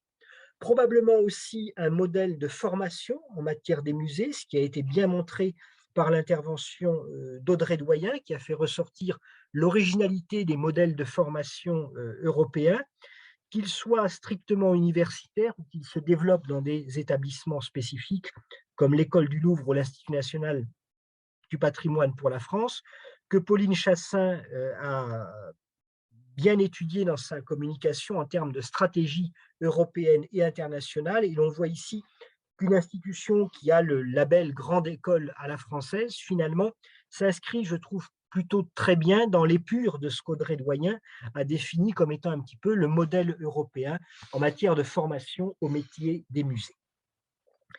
Cette culture commune des musées européens, c'est aussi un certain nombre de défis à relever et peut-être aussi de divergences parfois à surmonter, des défis qui ont bien été évoqués, hein, ceux de la décolonisation, ceux de la restitution aussi, la question également de savoir de quoi parleront les musées demain et les enjeux très forts qui sont liés à la poursuite de la collecte, notamment dans les musées de société ou dans les musées de civilisation.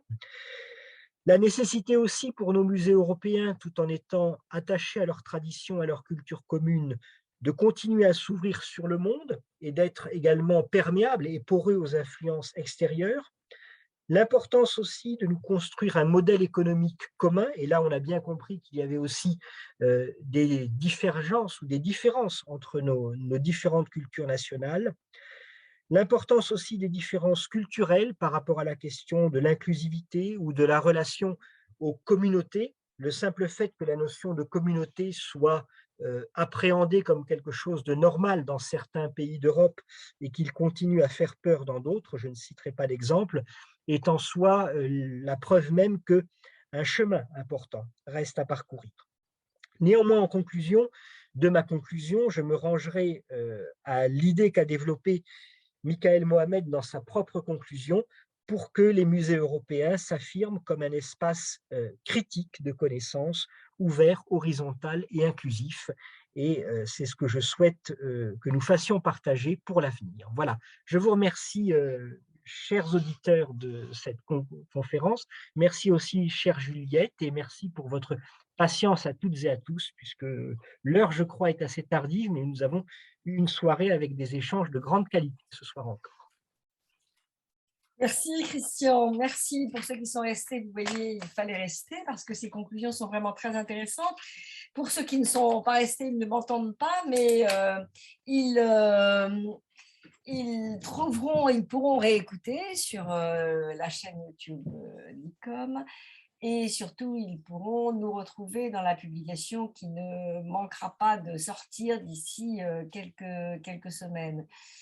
Il me reste à vous souhaiter une bonne fin de soirée et surtout à remercier vraiment chaleureusement Alexandre Chevalier qui nous avons co-animé cette soirée et bien sûr Anne-Claude Maurice, déléguée générale d'ICOM France et Audrey Doyen qui est son adjointe, qui ont été les préparatrices et qui ont fait tout le travail qui a permis que cette soirée se tienne dans des conditions excellentes, comme vous avez pu le voir. Un peu long, on en convient, on essaiera de faire mieux la prochaine fois, mais ceux qui sont restés, je pense, ont pu bénéficier de très très riches communications. Alexandre, veux-tu dire quelque chose? Juste remercier tous les intervenants. Et surtout, vous souhaitez à tous de très belles fêtes de fin d'année. Il y a un très bon début de 2022, puisque la prochaine soirée débat sera en février, si j'ai bien lu le chat. Voilà. Bonne fin d'année à tous et bonne soirée. Et voilà, en février, sur un sujet fort intéressant, puisqu'on parlera de développement durable. On a bien vu pendant cette soirée que c'était un sujet qui ne pouvait plus attendre pour être abordé. Voilà. Merci aux interprètes. Et pardon de vous avoir fait rester beaucoup plus longtemps que ce qui était prévu. Et merci quand même d'être resté. Chers collègues, j'espère que vous avez bien profité de ces débats et que vous pourrez les réécouter. À bientôt. Au revoir.